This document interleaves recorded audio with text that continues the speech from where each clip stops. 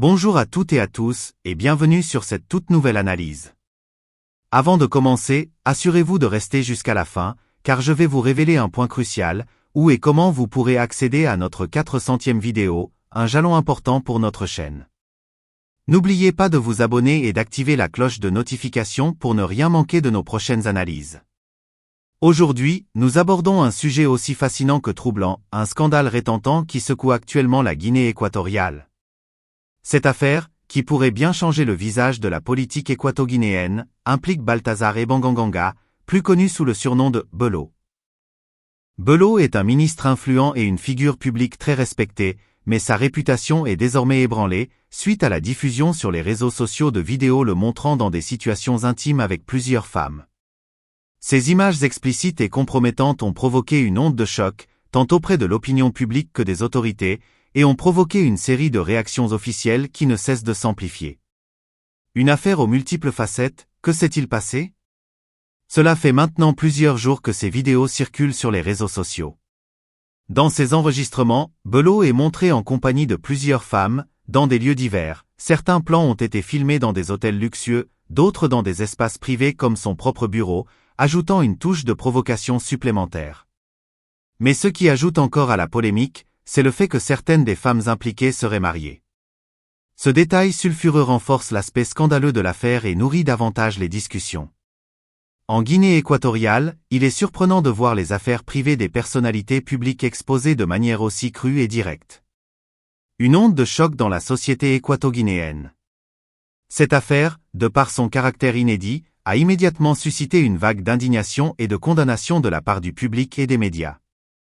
Dans un pays où les personnalités influentes sont rarement remises en question publiquement, la fuite de ces vidéos représente un véritable choc culturel et social.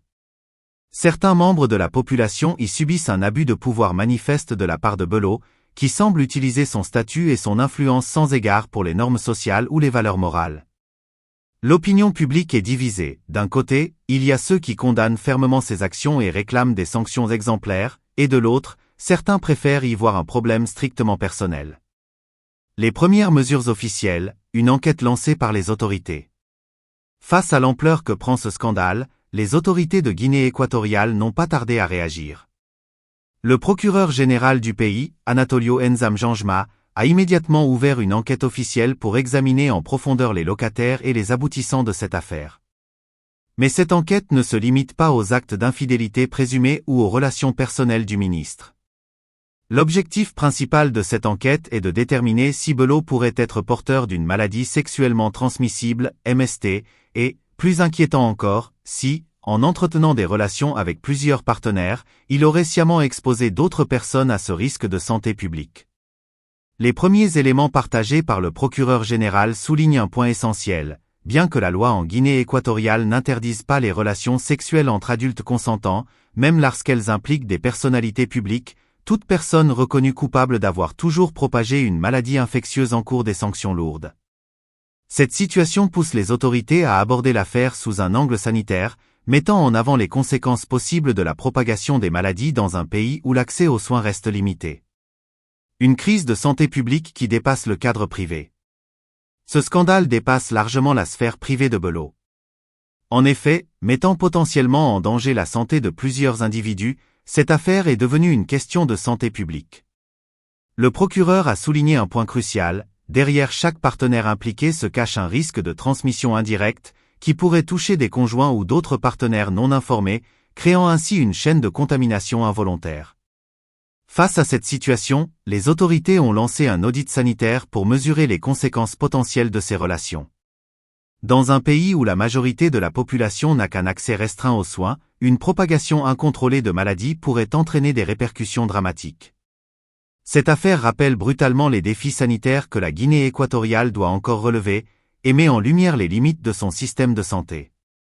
En exposant involontairement les failles de la société équato-guinéenne, ce scandale suscite un débat profond sur les questions de responsabilité personnelle et publique, et pose des questions quant aux efforts nécessaires pour renforcer la santé publique dans le pays. Un abus de pouvoir et des inégalités sociales mises en évidence. Pour beaucoup de citoyens et d'observateurs, cette affaire n'est pas qu'une simple histoire de mœurs, mais bien un symptôme d'un système plus vaste et plus complexe où certains abusent de leur pouvoir. La société équato-guinéenne est marquée par de fortes inégalités sociales, et ce scandale apparaît aux yeux de nombreuses critiques comme une illustration de l'impunité qui ne profite pas à certaines personnalités. En prenant des libertés avec les normes sociales et légales, Belot semble agir en toute impunité, ce qui nourrit l'indignation dans une population déjà lassée de ses abus de pouvoir récurrents. Ce scandale n'a pas seulement secoué la Guinée équatoriale, il a également franchi ses frontières et se propage dans les discussions médiatiques des pays voisins, tels que le Gabon. Les médias internationaux et les réseaux sociaux s'enflamment autour de cette affaire mêlant pouvoir, intrigue et abus présumés, suscitant à la fois condamnation morale et fascination publique. Les conséquences potentielles et l'avenir de Belot. La situation de Belot est désormais précaire.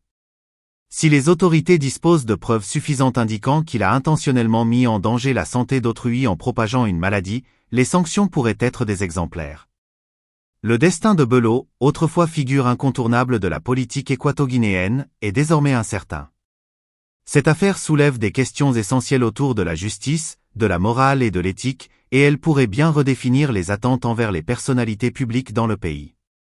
En attendant le dénouement de cette enquête, cette affaire reste le sujet de discussions passionnées en Guinée équatoriale et au-delà.